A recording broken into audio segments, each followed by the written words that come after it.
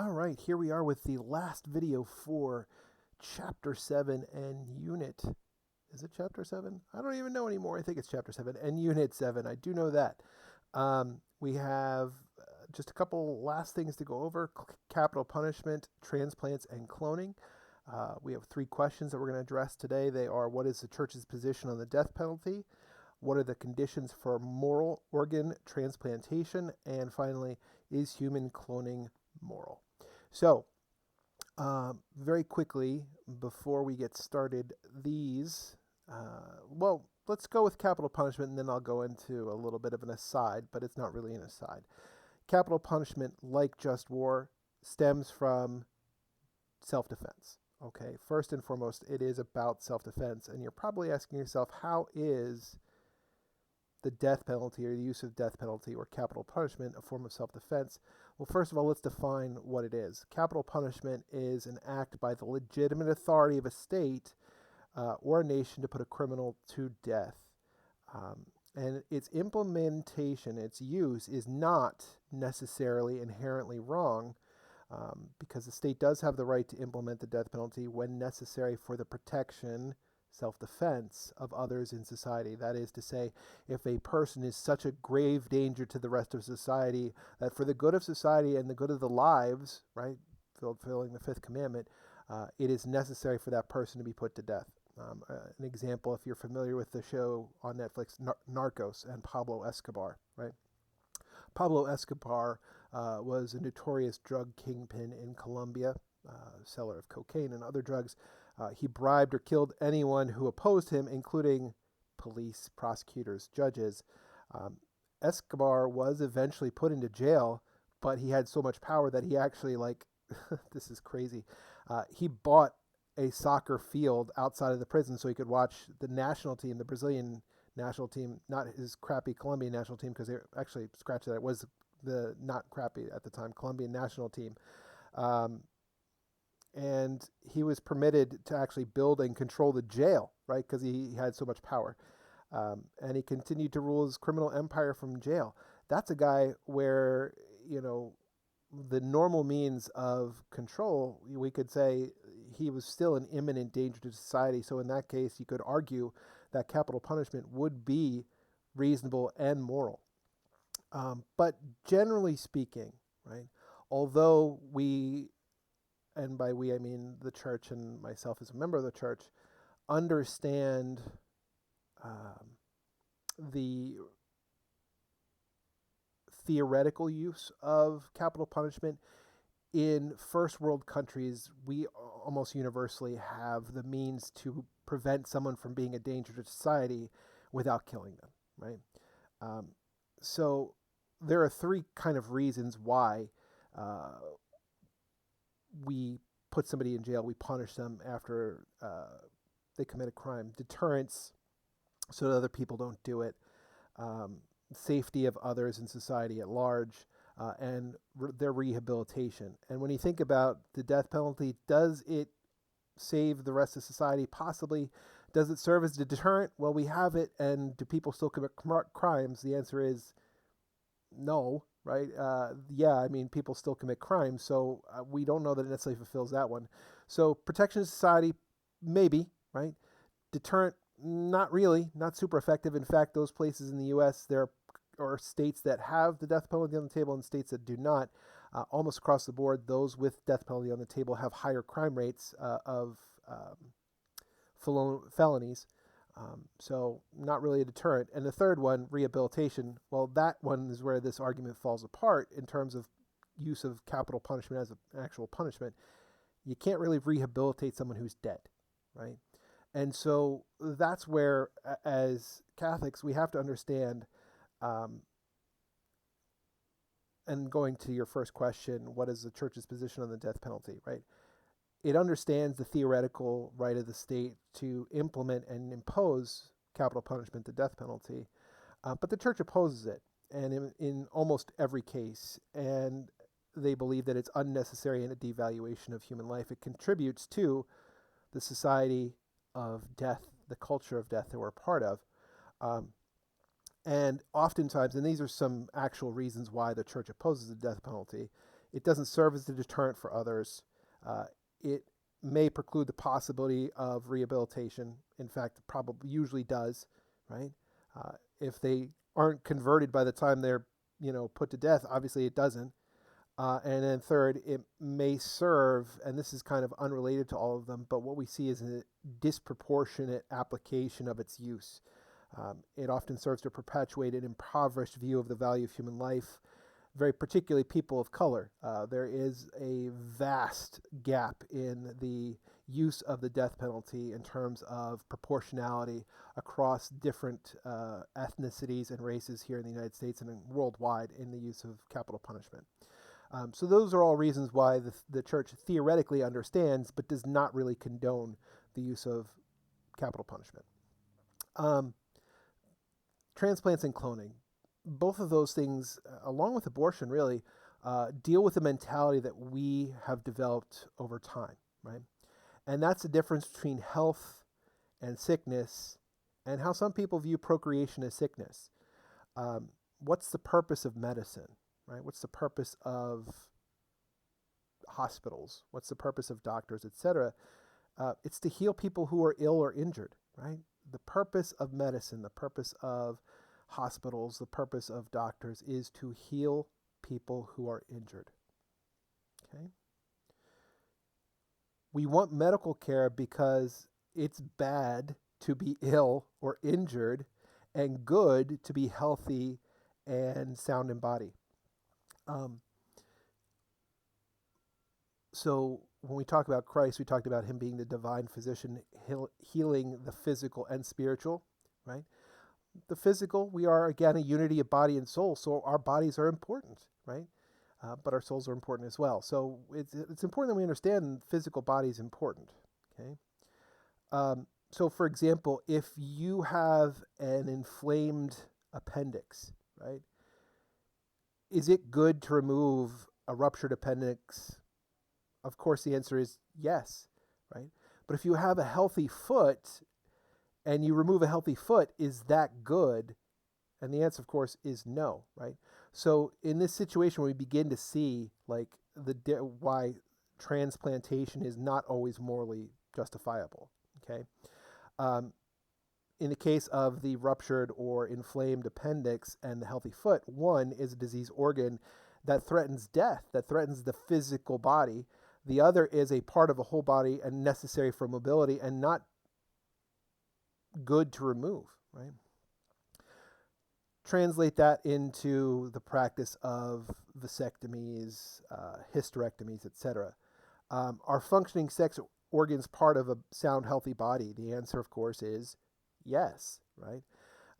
So sterilization, what's it do? Well, it mutilates them and keeps them from their actual function, what they're supposed to do. And so that's why they're not good, okay?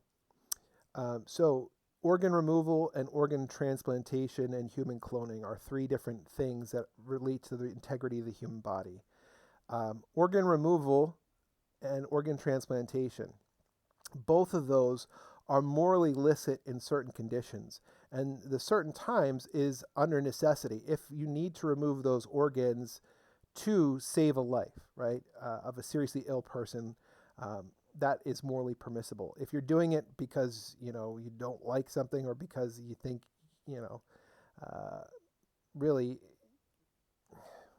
you're doing it because, you're unhappy mentally or some other thing, that's not really morally licit to do so, right?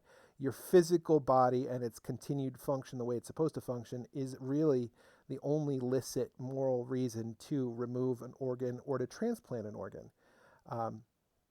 So it is a serious sin to bring about the disabling mutilation and or death of a human being by removing an organ, even in order to save another person's life. So organ transplantation can be sinful, right? If like you take the organ from somebody who's still alive to give it to somebody else, and doing so kills the other person, that would be a serious violation. Now, certainly if they and obviously if they don't agree to it, but certainly it can be, even if a person agrees to it, and when I mean that, like, say somebody's brain dead and you harvest their organs, that's not morally acceptable, right? Because that person is still technically alive. So it's premature to assume death, right, of a still living person. So obviously, the only morally illicit type of transplantation would be from someone who is deceased to someone who is alive. Um, and of course, brains, gonads can't be transplanted from one person to another. So you can't give your sexual organs, you can't give your brain to somebody else because they are your identity. They make you who you are in terms of your personhood. Okay.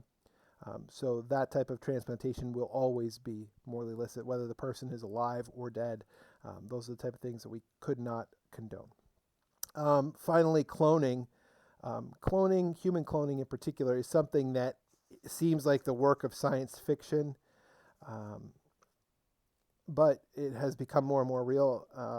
We have two types of cloning in general. There is therapeutic and reproductive.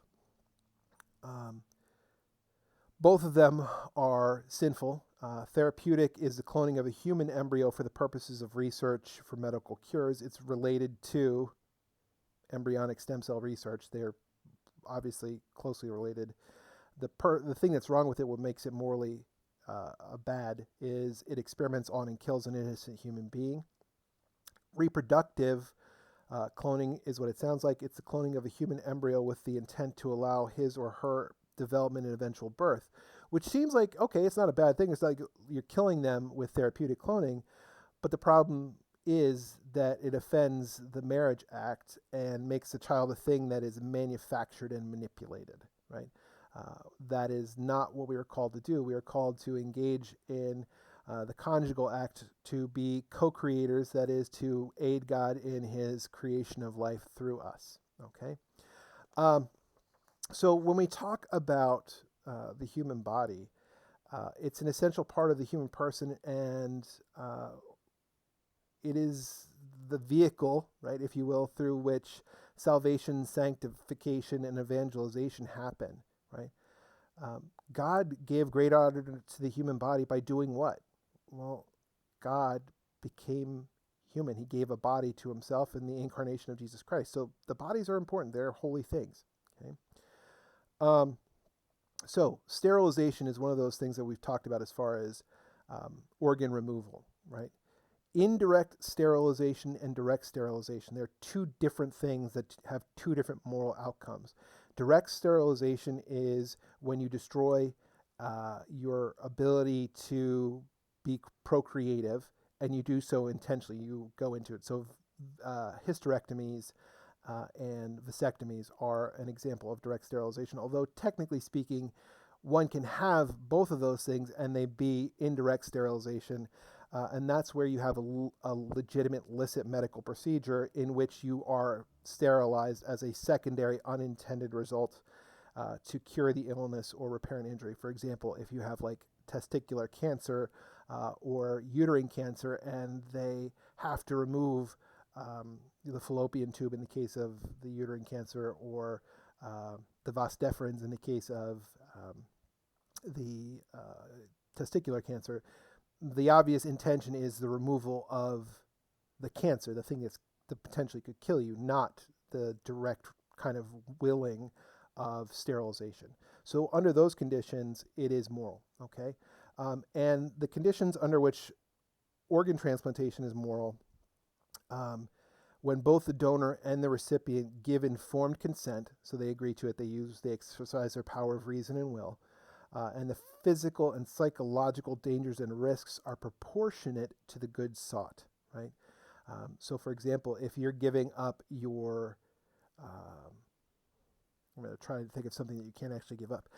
If you give up like your heart to another person, that is not really going to be morally acceptable because you need it to live, right? If you're dead, in which case you agree to donate organs after you're deceased, that's morally acceptable. But like, you can't donate something that allows you to live to give to somebody else if it will cause you to die, right? So in the case of like a kidney, because you have two of them, You can donate one of those to another person so that they have a healthy kidney and you have a kidney, if it is going to be that you'll both have a good chance of living, etc. In terms of organ donation, what's not permitted, what makes it morally illicit or bad, it's wrong to bring about the disabling mutilation or death of a donor to save the life of another. So you can do it to save somebody else's life, but not if it is definitely going to cause your death. Okay. Organ removal can be moral under certain circumstances, and those are to save the life of a seriously ill or injured person. Right. That's about it. So let's take a look again at your questions really quickly. For those of you that have stuck so far, good. There is going to be no extra credit on this one, so you can keep watching so I can give you the answers, but I'm not going to give you extra credit on every single one of these videos, but keep watching them. You never know when the next one's going to pop up. Your 3 questions. What is the church's position on the death penalty? I already give it to you. Theoretically, right, it understands the right, but in terms of practicality, there are very few situations in which the implementation of the death penalty is morally acceptable. And generally speaking, the church opposes it as unnecessary and a devaluation of human life. Second question, what are the conditions for moral organ transplantation? It's permissible when the risks are proportional to the good that will be achieved. And then third, excuse me, is human cloning moral? The answer is no. Both reproductive and therapeutic are gravely sinful and contrary to the moral law. It opposes the dignity of the conjugal union between husband and wife in the case of reproductive, and it experiments on and kills an innocent human person in the case of therapeutic, and both of them treat the nature of human procreation and the person as a commodity to be bought and sold. So that's why. Okay, that's it. That's everything for this unit and for this chapter. If you have questions about your quiz on Monday, your test on Wednesday, you have the responsibility of emailing me and finding out. Okay, up to you. I'm not going to go out of my way to help you in terms of getting you ready for the quiz or test. I want you to do the work, put the work in, seek me out so I can help you. Okay, that's it. Love you guys, miss you guys, and I will see you in class today, because I'm recording this before I see some of you, or I will see you next week. There is a very real possibility that we'll have a Zoom meeting on Thursday to get you guys ready for the next unit and to go over your quiz and test. Love you.